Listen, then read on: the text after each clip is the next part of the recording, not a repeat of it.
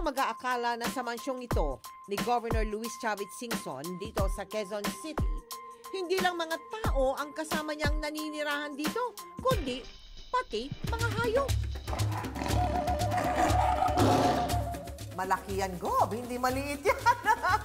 Well, yung mga bisita umisan, nagugulat sila dahil, bakit tiger?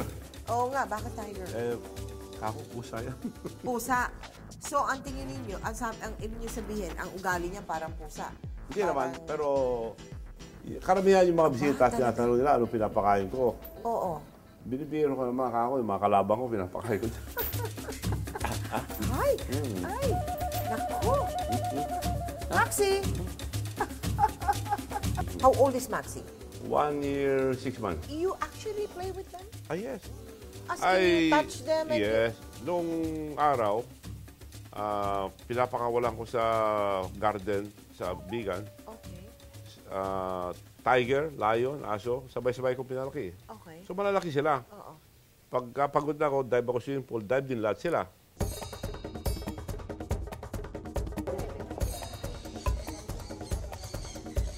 Dahil sa kanyang pagmamahal sa mga hayop, ipinatayo niya ang Baluarte Zoo sa Vigan sa Ilocos Sur.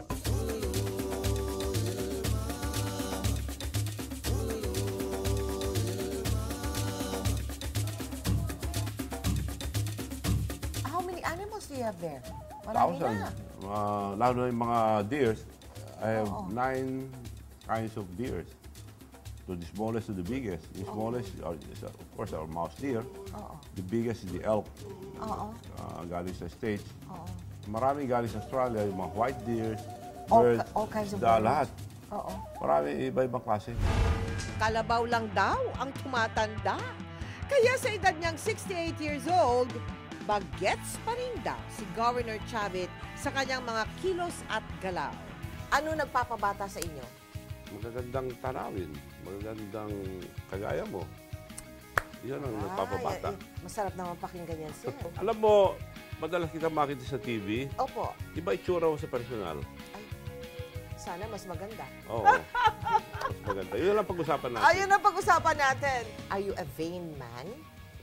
Pangalawang buwan na ito na bumabalik na uli yung everyday na exercise ko. But what about yung mga pagretoke sa muka? Papa-stem cell ako sa Japan. Anong ginagawa sa inyo? Well, kukunin yung fat sa tiyan, then ipaprocess na for a month, babalik sa'yo. Ba? And what is it supposed to do? Well, magiging bata lahat ang part ng katawan mo. Pagka maganda resulta, sabihin ko sa'yo. Oh, sige. Sa kanyang tindig at tikas, naging kakabit ng pangalan ni Governor Singson ang pagiging notorious na habulin ng mga babae. Kaliwat kanan ng mga babaeng nauugnay sa kanya. Pero sa totoong buhay, mahilig daw kayo sa bata, sir. Totoo ba yun? Hindi, lahat.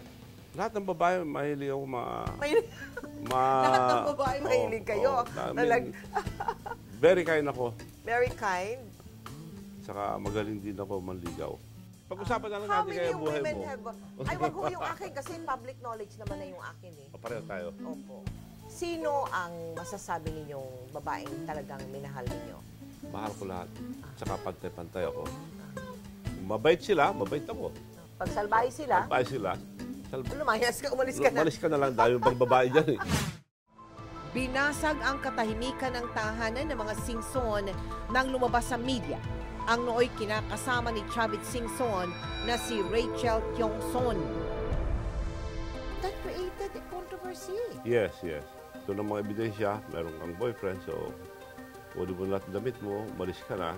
Mabait ako eh. Pinalis ko lang. Pinaalis ka So, talaga. umalis naman. Opo. At later on, nagsisi, umaling ng tawad. Well, linoko kami uli, nagkaroon ng boyfriend. Hindi niyo siya sinaktan. Well, in the process, tinamaan dahil nagkagulo nung hinuli ko eh. Yes. Kasi kung hindi ko huliin, magde-deny lang. Hindi niyo daw napigilan yung sarili niyo. At ang inyong pinuntirya doon sa lalaki, yung mismong ano niya. Ang balak ko talaga, Oo. guguntingin ko. May dala kong gunting eh. Guguntingin ninyo. Oo nga. Pero Yun nga ang chismis eh. nakita ko na kahubad, natawa ako, hindi ako nagalit dahil ang liit. Si Sir naman. Ikaw naman talaga, sir.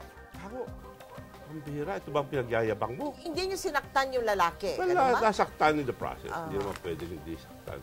Kakuha sa kanya, ang dami-daming ibang babae. Kumuha kayo yung mga walang commitment. So, nagsisisi naman, wag mo na akong patayin. Kako, hindi kita papatayin. Paano niyo na-take yung nangyari kay Congressman Ronald sa Hong Kong?